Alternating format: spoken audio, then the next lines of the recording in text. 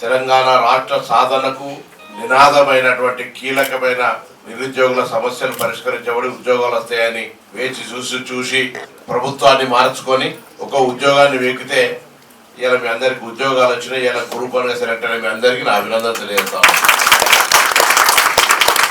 తెలంగాణ ప్రజాపాలన ప్రభుత్వం మీ అందరి ఆశీర్వచనంతో ఏర్పడిన తర్వాత గౌరవ ముఖ్యమంత్రి రేవంత్ రెడ్డి గారి నాయకత్వంలో ఉద్యోగ నియామకాలకు సంబంధించినటువంటి జాబ్ క్యాలెండర్ నుంచి చాలా కాలంగా నాకు తెలుసు కిరణ్ కుమార్ రెడ్డి గారు ముఖ్యమంత్రిగా నేను ఎంపీగా ఉన్న ఆ రోజుల్లో గ్రూప్ 1 అయింది తప్ప మన గ్రూప్ 1 కానటువంటి పరిస్థితి.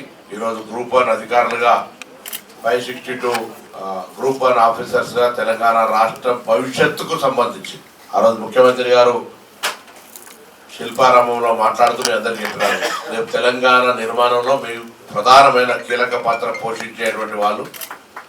అందులో ఈరోజు మా అక్క కావ్ల సుజాత గారు, సోదరుడు శ్రీనివాస్ గారు, దయానంద్ ఎమ్మెల్సీ గారు, మిగతా పెద్దలందరూ కూడా సంఘ నాయకులు గారు. ఇక్కడ కులాభిమానం మ్యాండేటరీ, దురభిమానం ఉండదు. ప్రజాసేవలో తప్పకుండా గౌరవం పరస్పరంగా గౌరవించుకునే విధంగా ఉంటూ ఇలా మిమ్మల్ని అభినందిస్తున్నారంటే మీకు గర్వంగా సర్వీస్ చేయాలి కుల సంబంధించి అదేవిధంగా సమాజానికి.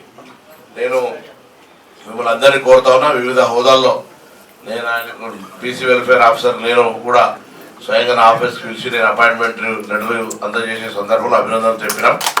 మీ అందరి దగ్గర ఒకటే మాట కోరుతా ఉన్నాం, తెలంగాణ రాష్ట్ర ప్రగతికి సంబంధించి తెలంగాణ అభివృద్ధికి సంబంధించి కీలకమైనటువంటి బాధ్యతలను నిర్వహించబోయే సందర్భంలో మీ విధానం, మీ పనితనం ప్రజలకు సామాన్యులకు చాలా పాజిటివ్గా ఉండాలని కోరుకుంటా ఉన్నాం. ఎందుకంటే మనం తప్పకుండా ఒక అవకాశం వచ్చినప్పుడు దాని అవకాశాన్ని నలుగురికి సేవ చేయడం ద్వారా ఆ అవకాశం యొక్క సార్థకత, దానికి యొక్క సంబంధించినటువంటి ఫ్రూట్ఫుల్నెస్ రావాలి. మరి ఈరోజు మీరంతా కూడా ఎంతో శ్రమ పడితే లక్షల మంది రాసిన దాంట్లో మీరు ఎంపిక కాగలిగారు.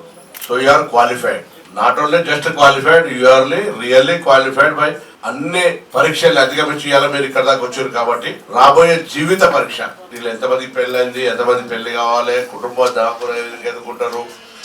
గ్రూప్ 1 వచ్చింది కాబట్టి సుజాత పిల్లల మంచి మంచి పిల్లల్ని అమ్మాయిలను చూస్తుంది, అబ్బాయిలను పిల్లలు చూస్తుంది, అన్ని కార్యక్రమాలు జరుగుతాయి. అవన్నీ వేరే వచ్చినా కానీ కుటుంబ నౌకను నడుపుకుంటూనే మీ బాధ్యత ప్రభుత్వంలో ఒక గ్రూప్ 1 అంటే భవిష్యత్తుకు సంబంధించి ఒక highest authority Telangana state public service commission లో. యూపీఎస్సీ, ఐఏఎస్, ఐపీఎస్ లో ఎంత టాప్ ప్రయారిటీ ఇక్కడ తెలంగాణ సర్వీస్ లో గ్రూప్ 1 అంతే టాప్ ప్రయారిటీ. సో మీరు రేపు పొద్దున ఆ ప్రయారిటీస్ కి అనుగుణంగా తెలంగాణ ప్రజలకు ఒక విజనరీ, మొన్ననే మనం 2047 గ్లోబల్ సమ్మిట్ చేసుకొని విజనరీ పెట్టుకున్నాం.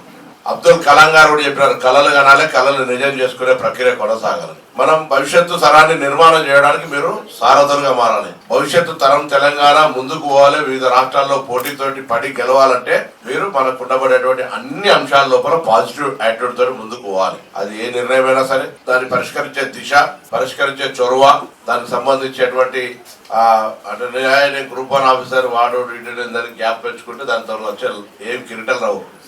నలుగురిని కలుపుకోవడానికి సంబంధించిన విషయంలో శ్రమ వస్తుంది కావచ్చు, కానీ నలుగురు దూరం చేసుకున్న ఒక్క విషయంలో ఒక వరటు చాలు.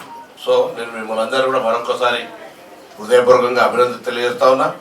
ఈ కార్యక్రమం తీసుకొని మీలో ఒక భావాన్ని, అంటే సేవాభావాన్ని, అంకితభావాన్ని, అంటే వాస్తవంగా రాష్ట్రంలో ఎక్కడికి వెళ్ళినా కూడా సర్వీస్ ఓరియంటెడ్ లోపల వాసవి సేవా సమితి, వాసవి నిత్యానందాల కళ్యాణ మండపం, వాసవి, ఇలా అన్ని రకాల కార్యక్రమాలు ఉంటాయి.